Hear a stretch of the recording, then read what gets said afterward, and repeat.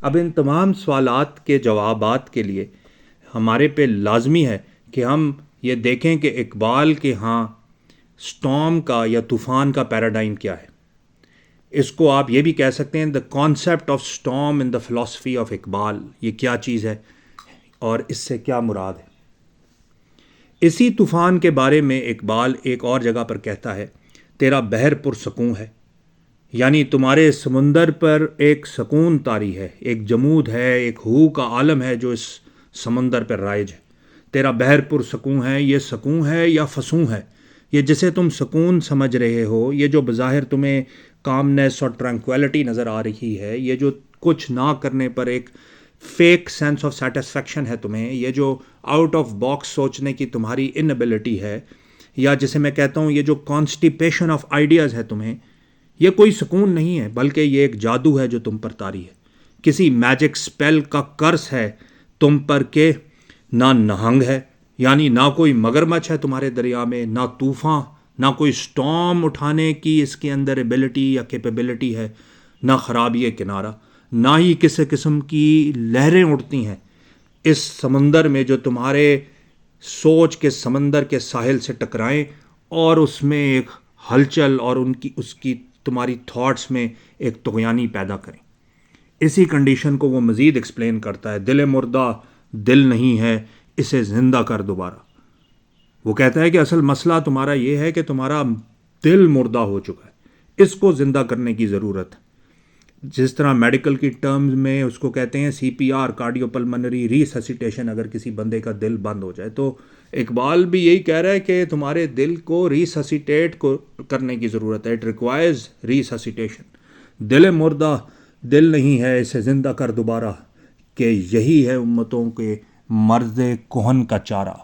تیرا بحر پرسکون ہے، یہ سکون ہے یا فسوں ہے، نہ نہنگ ہے، نہ طوفان، نہ خرابی کنارہ.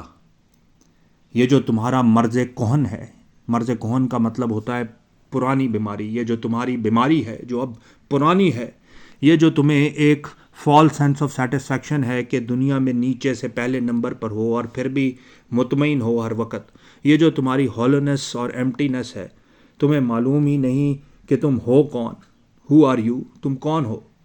کیا مقصد ہے تمہارا اس دنیا میں؟ کام کیا کرنا ہے؟ کرنا کیا ہے آفٹر آل؟ آئے کہاں سے ہو؟ جانا کہاں ہے؟ یہ سب تمہیں معلوم ہو جائے گا. بس تم نے یہ کرنا ہے کہ اپنے دل مردہ کو زندہ کرنا.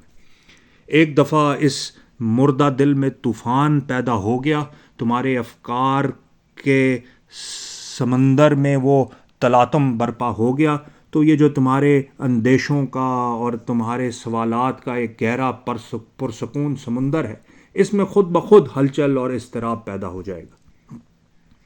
تو اب سوال اٹھے گا یہ کہ دل مردہ کو زندہ کس طرح کرنا.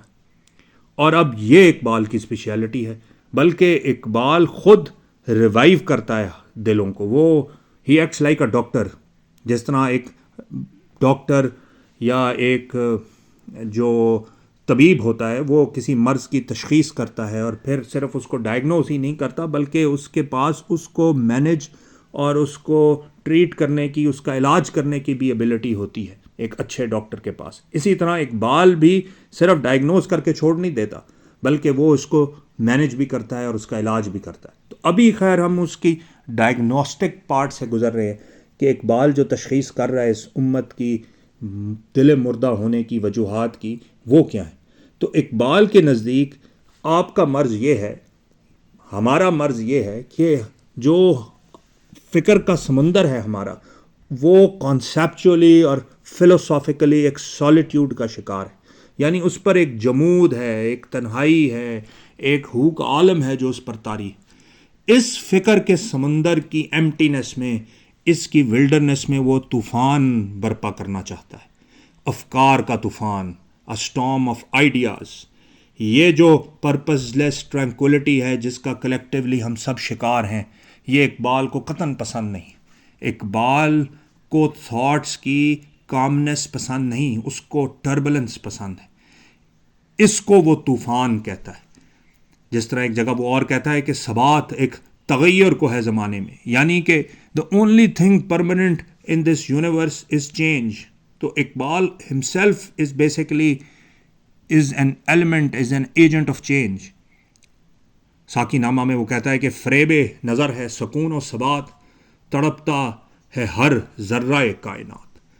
تو یہ جب آپ کے افکار میں کے سمندر میں طوفان برپا ہوتا ہے، اور اس طوفان کے بارے میں ایک جگہ پہ وہ اور کہتا ہے کہ تیرے دل میں طوفان کیوں نہیں ہے، خودی تیری مسلمان کیوں نہیں ہے، ابس ہے شکوائے تقدیر یزداں. یعنی یہ ابس ہے، یہ یوزلیس بحث ہے کہ تم اس کو تقدیر پر ڈال دو، اپنی ناکامیوں کو، اپنی کچھ نہ کرنے کی جتنی بھی تمہاری وجوہات ہیں ان کو اپنی تقدیر پر ڈال کر تم ہاتھ پر ہاتھ دھرے بیٹھے رہو. ابس ہے شکوائے تقدیر یزداں، تو خود تقدیر یزداں کیوں نہیں. یعنی why are you not the master of your own destiny.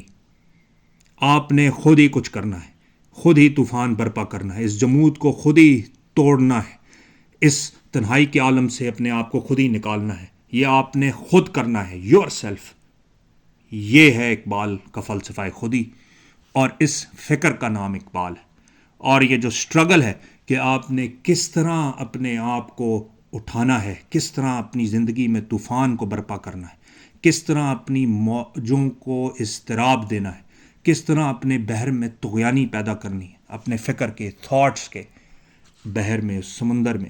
اس تمام سٹرگل اور پروسیس کا نام اقبال.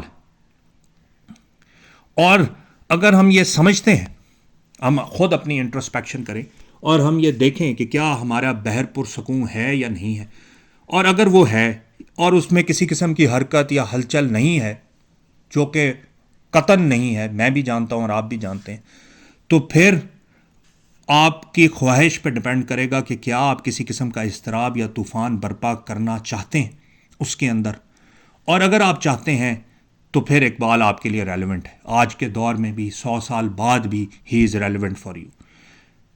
ہی is there to bring that storm in your life, the storm which he talks about.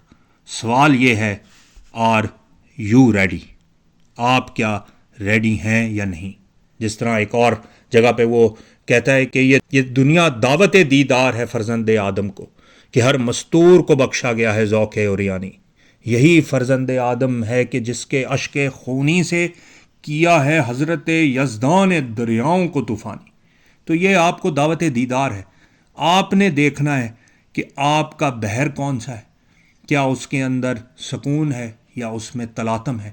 اور اگر اس میں سکون ہے تو پھر یہ آپ کو، آپ کے ذوق اور شوق پہ ڈپینڈ کرتا ہے کہ آپ اس دریا کو طوفانی دیکھنا چاہتے ہیں یا نہیں. اس کے بعد جو سوال اٹھے گا وہ یہ اٹھے گا کہ آفٹر آل یہ جو اقبال کی ٹربلنٹ تھاٹس ہیں، جس کو وہ اضطراب یا طوفان کا نام دیتا ہے، اس کی اصل کیا ہے؟ یعنی کہ یہ کہاں سے ڈرائیوڈ ہیں؟ کیا یہ اقبال کی اپنی کوئی سوچ ہے جس کو اس نے تخلیق کیا ہے، یا یہ کسی اور سورس سے انسپائرڈ ہے؟